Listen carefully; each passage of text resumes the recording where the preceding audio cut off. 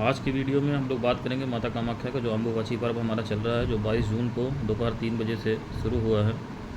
उसके संबंध में बहुत सारी भ्रांतियाँ रहती हैं लोगों को कि अम्बुबाची मेला जो ये कामाख्या देवी का होता है, जो यूट्यूब और फेसबुक के आने से बहुत ज़्यादा पॉपुलर हो गया है, तो इसकी व्यवहारिकता लोग जनरली नहीं समझते हैं और बहुत सारी भ्रांतियाँ समझ करके गलती भी करते हैं, और जो चीज़ें नहीं करनी चाहिए वो करते हैं, जो करनी चाहिए वो नहीं करते हैं। तो इसीलिए ये वीडियो मैं बना रहा हूँ। समय की हमारे पास भी बहुत ज़्यादा कमी है इस समय माता का, चूँकि अम्बुबाची पर्व चल रहा है। उसके बाद जो है उसके बाद हमारा गुप्त नवरात्रि शुरू हो जाएगा। उनका जो है निवृत्ति काल आने के बाद 26 तारीख को कामाख्या मंदिर के गेट खुलेंगे। तो इसलिए समय निकाल करके माता के निर्देश से मैं आपको ये सूचना देने की कोशिश कर रहा हूँ, उनकी कृपा से जितना आपको पहुँच सकता है। और उसमें बात यह है कि ये अम्बुबाची पर्व जो है ये ठीक समझ लीजिए कि जैसे औरतों को मासिक धर्म होता है, वैसे ही माता को मासिक धर्म होता है। मासिक धर्म का प्रयोजन क्या होता है? हर महीने जो अंडे स्त्री के गर्भ में इंतज़ार करते हैं कि उनको पुरुष का शुक्राणु नहीं मिलता है और वो टूट जाते हैं और पूरे शरीर में सारी चीज़ें बाहर चल जाती हैं, यानी पुराना सब कुछ नष्ट हो जाता है और नए सृजन के लिए फिर उनको 28 दिन के साइकिल में अंडे बनते हैं। ये सामान्य मनुष्य का है। स्त्री के शरीर की पूरी सफाई इससे होती रहती है, ऐसी व्यवस्था है। इसी प्रकार से ये आदि शक्ति का योनि स्वरूपा चूँकि स्थान है, तो यहाँ पे ये पूरे प्रकृति के सृजन और विध्वंस का क्रम है। पूरे वर्ष भर की ये प्रक्रिया है माता की कि वर्ष भर में पुराना जो है साफ़ हो जाए और नया आ जाए। जहाँ तक साधकों की इसमें बात है, तो साधकों के लिए ये 3 दिन सिद्धि के होते हैं। बहुत सारी सिद्धियाँ इसमें करी जाती हैं जिस गुरु परंपरा से जो होता है। जैसे हम लोग कामाख्या देवी के साधक हैं तो कामाख्या देवी की ही साधना करते हैं। बाकी माता काली के, बगलामुखी के, माता तारा के, 10 महाविद्याओं के, भैरव के और बहुत सारे जो तांत्रिक जिस पंथ में दीक्षित होता है वो काम रूप में जा करके अगर संभव है तो वहाँ साधना करता है, और नहीं तो अपने घर पे फिर जो माता का विग्रह बनाए होते हैं वहाँ पे हम लोग करते हैं। 3 दिन तक माता की कोई पूजा नहीं होती है। निवृत्ति काल होने पर 26 तारीख से उनकी पूजा होगी। इस दौरान सिर्फ पूजन, जो जप है, साधना है, वो होता है, और फिर जो है इसकी पूर्णता होने पर फिर उसका यज्ञ वगैरह करके बलि वगैरह माता के नाम से चढ़ाई जाती है। कामाख्या देवी की साधनाएँ पूरी तरीके से मैंने बताया था तारा देवी की तरीके से तामसिक विधान की हैं, इसलिए जो है उनमें बलि अत्यंत आवश्यक है। बकरे की, कबूतर की, भेड़ की, भैंसे की इस तरीके से बलि वहाँ पे पंचबलि का विधान है, चढ़ाया जाता है। जब मंदिर के कपाट खोलेंगे 26 तारीख को, तो जिसकी वहाँ व्यवस्था है वहाँ चढ़ाएगा। जो अपने घर पे चढ़ाते हैं बंगाल वगैरह में, वो वहाँ पे चढ़ाएंगे।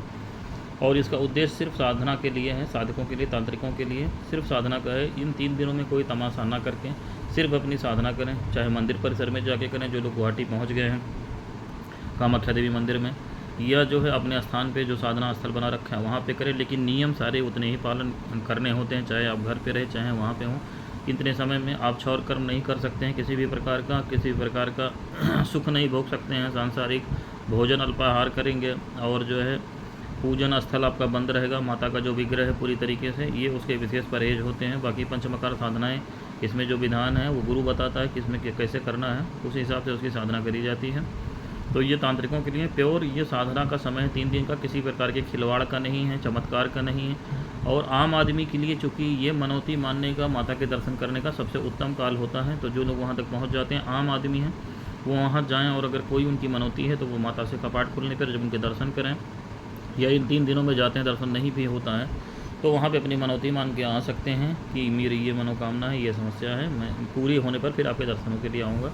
तो ये सबसे तीव्र प्रभाव पे ये आम आदमी के लिए बस इतना ही है। आम आदमी बाकी ड्रामेबाजी जितनी भी हो रही, लाल कपड़ा मिल जाए तो ये भ्रांतियाँ जो है इस चक्कर में ना पड़े। लाल कपड़ा जो होता है वो माता का अंग वस्त्र होता है और लाल कपड़ा ही उनके ऊपर लपेटा जाता है। ऐसा नहीं है कि सफ़ेद रंग का कपड़ा लपेटा जाएगा और खून से सना लाल हो जाएगा और ब्रह्मपुत्र नदी का पानी लाल हो जाएगा। ये सब मूर्खता कहीं भी हमारी परंपरा में नहीं है कामाख्या पीठ की। इसका दुष्प्रचार सिर्फ किया गया लोगों को बरगलाने के लिए, ठगने के लिए, और लाल कपड़े के नाम पे करोड़ों रुपए का कारोबार वहाँ पे होता है। वो अंग वस्त्र जो लपेटा जाता है उनके विग्रह पे, उसके छोटे छोटे टुकड़े करके अब वो जो वहाँ पे पंडा पुरोहितों से जिनका जुगाड़ होता है उनको मिल जाता है। लेकिन इस कपड़े की उपयोगिता सिर्फ तांत्रिकों के लिए है जिनको उस विषय का ज्ञान है। आम आदमी को अगर इस विषय का ज्ञान नहीं है तो आम आदमी को इस कपड़े से दूर रहना चाहिए जब तक उनको कोई गुरु ना दे।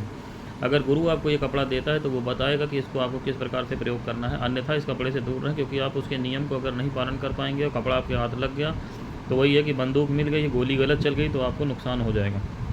तो इसलिए इस कपड़े उपड़े के चक्कर में ज़्यादा ना पड़े आम आदमी, जब तक आपका वहाँ पे कोई गुरु ना हो जो कामाख्या पीठ में सच्चा गुरु हो, धंधा ना करता हो। नहीं तो 501 रुपये के कपड़ा वहाँ पे कामाख्या पीठ में वो पंडा लोग बेचते रहते हैं, बहुत सारे मिल जाएंगे, उसमें फ्रॉड भी रहता है क्योंकि कितना कपड़ा वहाँ पे चढ़ जाएगा कि करोड़ों लोगों में बढ़ जाएगा। ऑनलाइन भी कपड़ा लोग भेजते हैं, तो इस सब चक्कर में ना पड़ें।